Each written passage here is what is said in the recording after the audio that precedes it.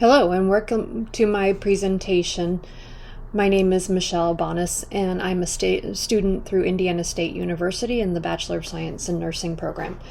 Today I'll be talking to you about tobacco use and why it is that you should quit to improve the health of yourself and your loved ones. Some basic facts: more than 20 million people have died from smoking-related illnesses since 1964. Electronic cigarettes, or e-cigarettes as they are called, have contributed to increased initiation of tobacco use in younger persons who have never used cigarettes. And the drive is to increase the price and change age restrictions in order to deter earlier and earlier use. Some learning objectives for this program. By the end of this presentation, the viewer will be able to identify complications of tobacco use, list ways that they may obtain assistance with tobacco cessation, identify common withdrawal symptoms and how long they may last, name benefits of tobacco cessation.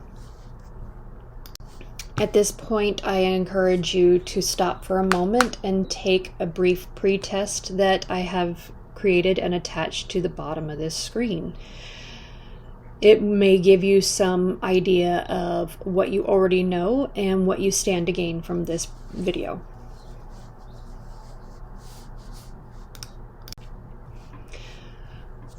So, complications of tobacco use is quite well known, although some people don't realize that the cancer risk is not limited to just the lungs.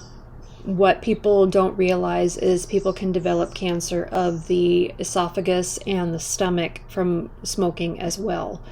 And those that use smokeless may not develop lung cancer per se, but it does have risks of developing oral cancer of the tongue, the gums, the cheeks, the lips. All of that is included as well. People are also at risk of developing heart disease, stroke, chronic lung disease such as COPD through emphysema and chronic bronchitis. Their reproductive health, surprisingly, can be diminished as well from the constriction of the blood vessels to the areas involved. Smoking itself can also worsen other chronic conditions such as diabetes, arthritis, and it can impair the immune system's ability to fight off infection through chronic inflammation. Now, you may be thinking, well, this is just affecting me, so why should I quit? Well, the smoker or smokeless tobacco user is not the only victim from smoke. There are 2.5 million deaths in non-smokers since 1964, when they first discovered the health risks associated with smoking. They have an increased risk of heart disease, lung cancer, and stroke of the adults that are exposed.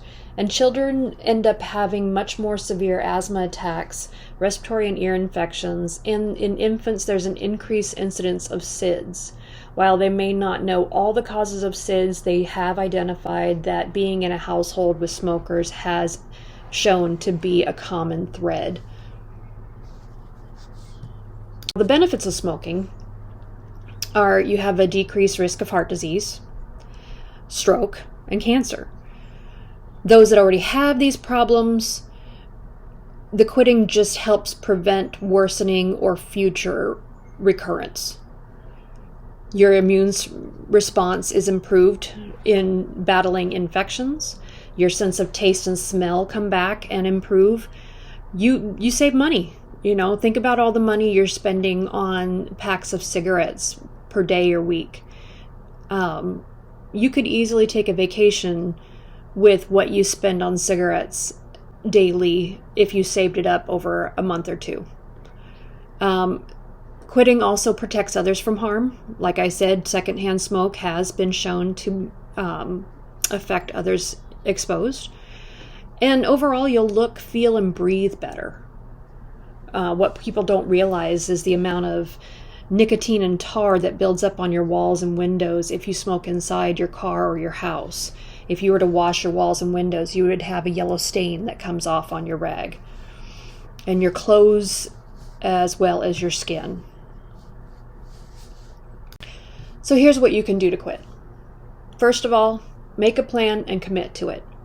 Don't say, oh, well, I'll quit after this pack, or I'll quit on Monday. It's either now or just basically make a plan and commit to it. Whatever works best for you. It's not going to last long term if you do not stick with it. If you need help from friends and family or support groups, don't be afraid to reach out to them.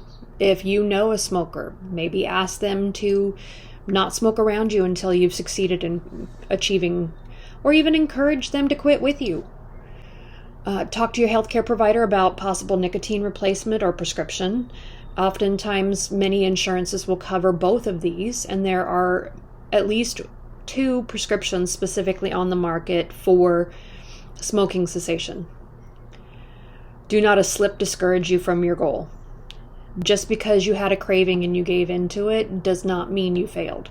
It just means that you need to get back on that horse. It's kind of like a diet. You can't let the negativity enter your mind and discourage you from your overall attempts to quit. Be prepared for cravings. If you have other things to distract you from your desire to smoke, you'll be much more successful in this. And lastly, work on changing the behaviors previously associated with smoking.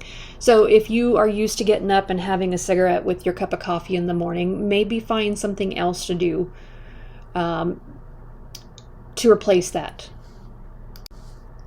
Common withdrawal side effects can be headaches, nausea.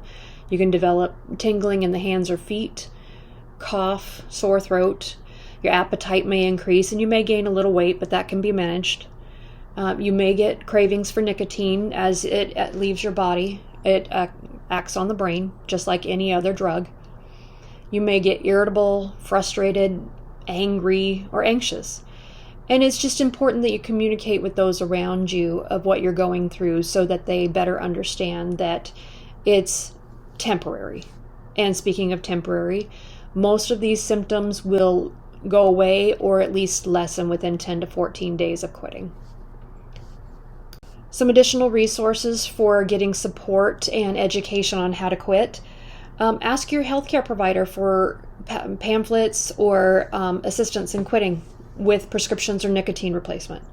There's classes available in your area if you want to look at your local health department website for helping in quitting smoking.